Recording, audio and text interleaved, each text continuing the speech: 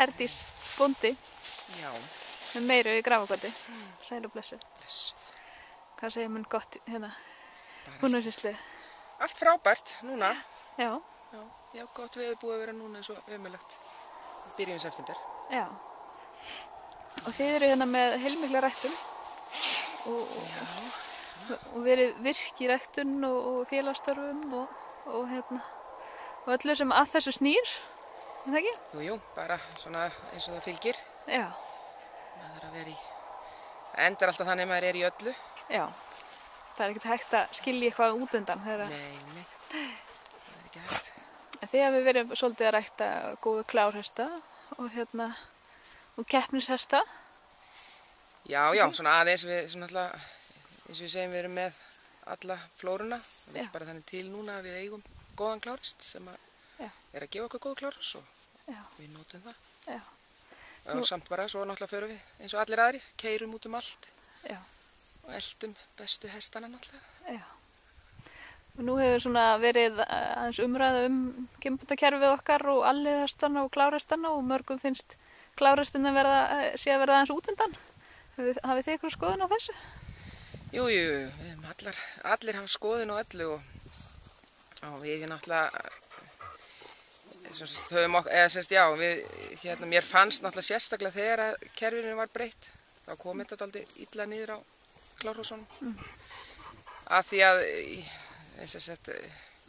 það eru mjög vinsæl hross, geng klárhross. Ég er ekki að tala um klárgeng klárhross, ég er að tala um þess að gengu stóðhesta sem eru bara virkilega flottir og gaman að ríða og sem of náttúrulega allega hrossunum, þegar náttúrulega bestu hrossin eru rosalega góð. Já. En svona einhvern veginn hefur þetta aðeins held ég líka snúið svona í höndunum á okkur að því lituna að ég held að hvatinn til að sýna kynbótarhross hefur aðeins minnkað. Já. Og þú ert nú, eins og sagði við mig, gríðarlega áhuga á kynbótum og öllu þessu og þú veist að segja að þér væri eiginlega hætt að lítast á blíkuna, þú þyrftir að hugsa þig verulega núna hvort að þú teldir það borga sig að fara með hrossin dóm. Já, það ergir mig. Mér langar að sýna kynbótarhross, mér langar að vera með og mér langar að hafa eitthvað út úr því að sýna kynbótarhross. En eins og þetta er einhvern veginn í dag að þá hef ég svo lítið út úr því nema bara bestu hrossin. Já, og ánægjuna? Já, og svona, það er rosalega leiðilegt að vera alltaf lúsir, nei.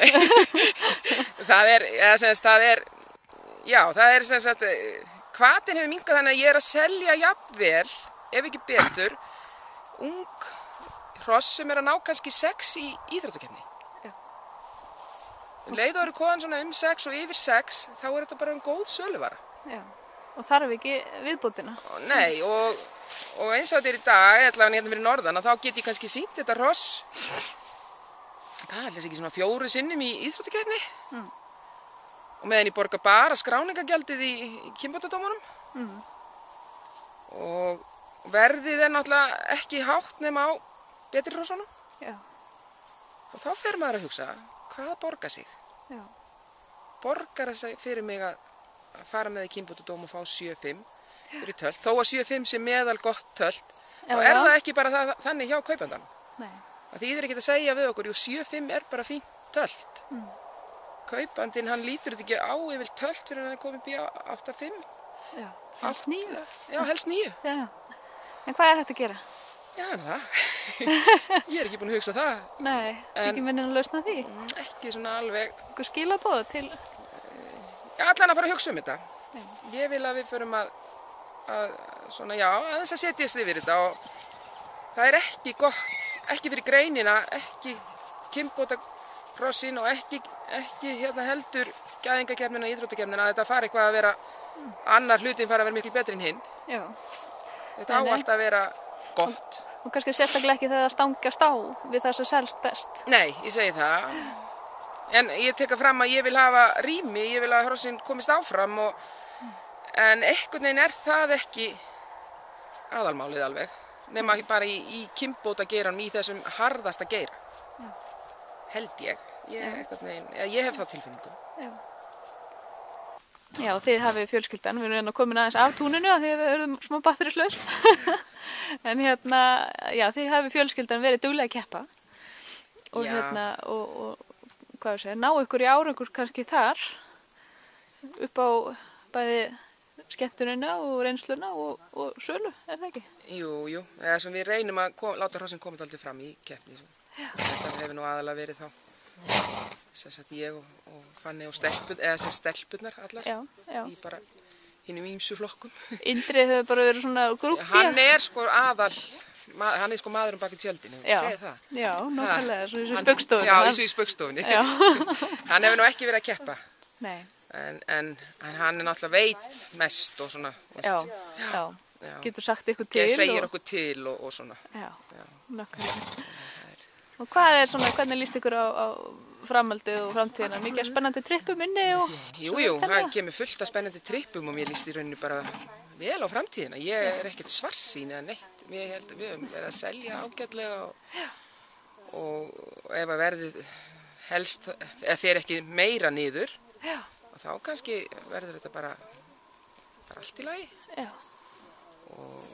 Maður er alltaf spenntur á haustin, alltaf spenntur að taka inn og við náttúrulega erum, svo sem við förum alltaf með vissan hóp af hryssum undir einhverja hesta, aðkomu hesta og reyndar en núna er dálítið stór árgangur að koma undan Álfi, Selfossi. Já, hann er bara núna as we speak í flugvél. Já, ég sá það í morgun. Já.